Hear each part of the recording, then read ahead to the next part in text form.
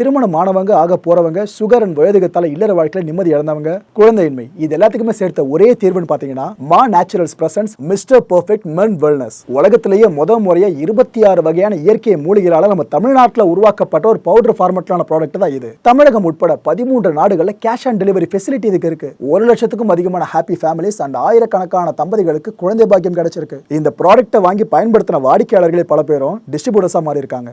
இந்த அளவுக்கு சக்சஸ்ஃபுல் ப்ராடக்டான இதை பத்தி நீங்க என்ன தெரிஞ்சுக்கணும்னா டிஸ்கிரிப்ஷன் பாக்ஸ்ல கொடுக்கப்பட்ட நம்பர்ஸ்க்கு டயல் பண்ணுங்க.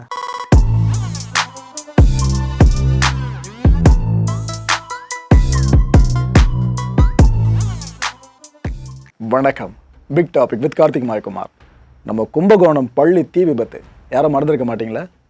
பிஞ்சு குழந்தைங்க கருகி உயிர் நீத்த அந்த ஒரு கொடூர அனர்த்தம். இது அப்படியே தாய்லாந்தில் ஒரு பேருந்துக்குள்ளே நடந்த எப்படிங்க இருக்கும்? இப்போ ஏற்பட்ட கொடுமையை பற்றி தான் முழுக்க பார்க்க போகிற நிகழ்ச்சிகளை போகலாம்.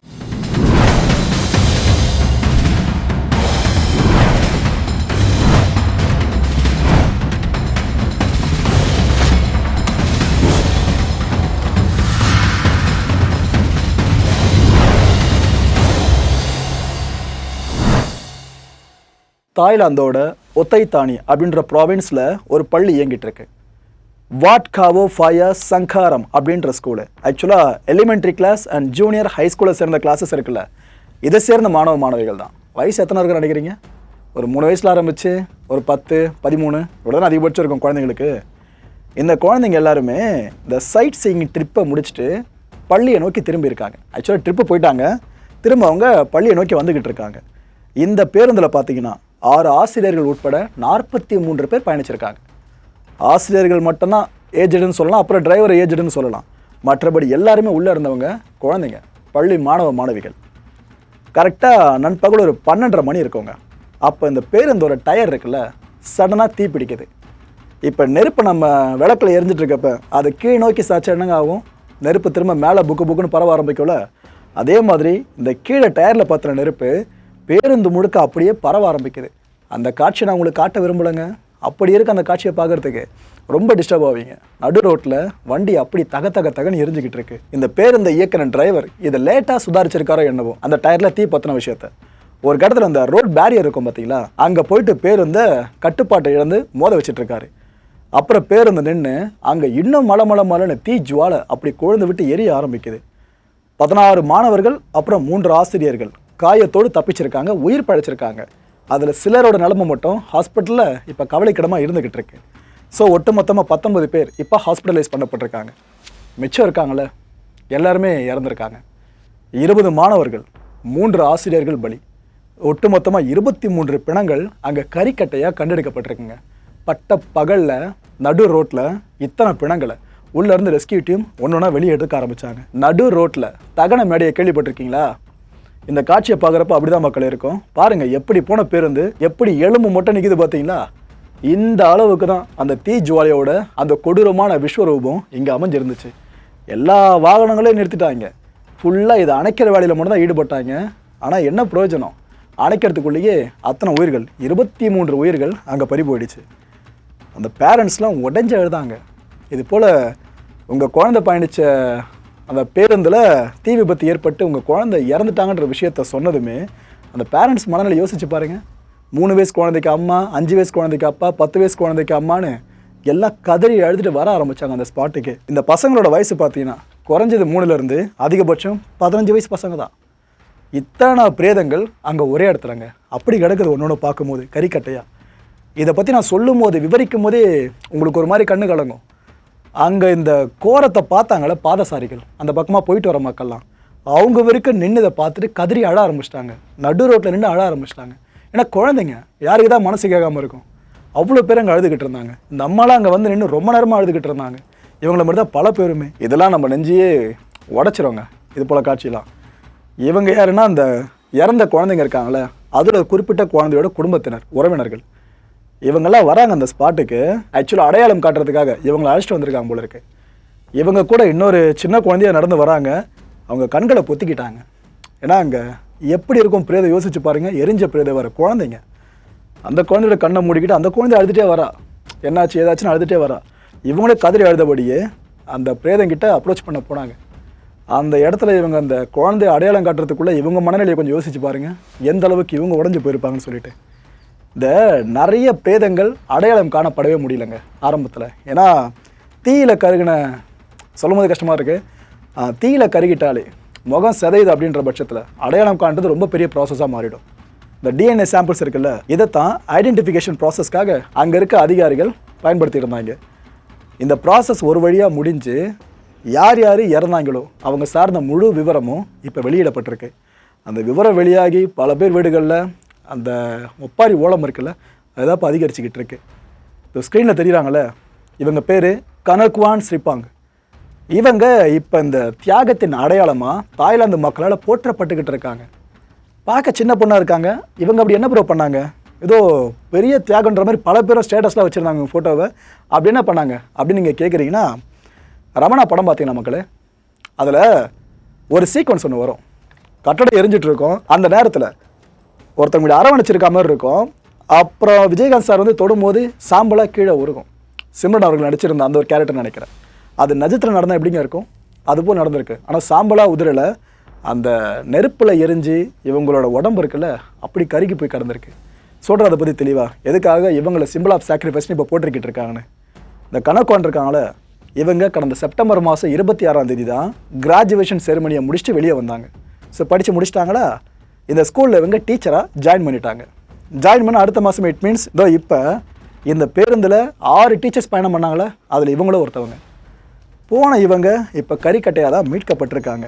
என்ன இருக்குன்னா, இந்த பிரேதங்களை தேடி இந்த டீமில் இருக்கவங்களாம் போனாங்களே மீட்பு குழுவினர்லாம், உள்ளே போகிறப்ப ஒருத்தவங்க மட்டும் கையை இப்படி வச்சு அரவணைச்ச மாதிரி, ஒரு ஸ்டூடெண்ட் அரவணைச்ச மாதிரியே ஒரு பிரேதம் உள்ளே இருந்திருக்கு. அந்த யாரோட பிரேதம் அப்படின்ட்டு அவங்க சோதித்து பார்க்குறப்ப தான் தெரியுது, அந்த கேனக்வான் சொன்னல அந்த டீச்சர் அவங்களோட பிரேதம். ஸோ கடைசி மூச்சு வரைக்கும் அவங்க அந்த ஸ்டூடெண்ட்டை காப்பாற்றுறதுக்கு ட்ரை பண்ணியிருக்காங்க. நீங்கள் காப்பாற்றாமல் இருக்குது செகண்டரிங்க. ஆனால் அவங்களோட உடம்பை கவசமாக மாற்றி உயிரை பணயம் வச்சு அந்த குழந்தைய காப்பாற்ற ட்ரை பண்ணியிருக்காங்களே. ஸோ இதுக்காக தான் சிம்பிள் ஆஃப் சாக்ரிஃபைஸ் இவங்கன்னு எல்லாருமே இப்போ அவங்களோட ஃபோட்டோவை டிபியாக வச்சுட்டு இருக்காங்க. 100% இவங்க தகுதியானவங்க. நமக்கு தான் தகுதி பத்தாது அவங்கள பற்றி பேசுகிறதுக்கு. அவ்வளோ பெரிய விஷயத்தை பண்ணியிருக்காங்க அந்த டீச்சர். தாய்லாந்து கவர்மெண்ட் இப்போ என்ன சொல்கிறாங்கன்னா, பாதிக்கப்பட்ட குடும்பங்களுக்கு எங்களோட இரங்கல்கள், இந்த காயமடைஞ்சிருக்காங்களே அவங்களோட மருத்துவ செலவை அரசு முழுமையாக ஏற்கும் அப்படின்னு சொல்லியிருக்காங்க. இன்னொரு பக்கம் அதிகாரிகள் இப்போ என்ன சொல்லியிருக்காங்கன்னா, அந்த டிரைவரை நாங்கள் தேடிக்கிட்டு இருக்கோங்க. ஏன்னா அந்த விபத்து நடந்த அந்த நேரத்தில் அந்த டிரைவர் வெளியே குதிச்சு எஸ்கேப் ஆகி ஓடிக்கிட்டு இருக்கான், உயிர் பழிச்சிட்டு இருக்கான். அவனை தான் நாங்கள் தேடிக்கிட்டு இருக்கோம். அவனை பிடிச்ச பிற்பாடு இந்த விபத்துக்கான உண்மை காரணம் என்னன்றது தெளிவாக தெரிய வந்துடும்.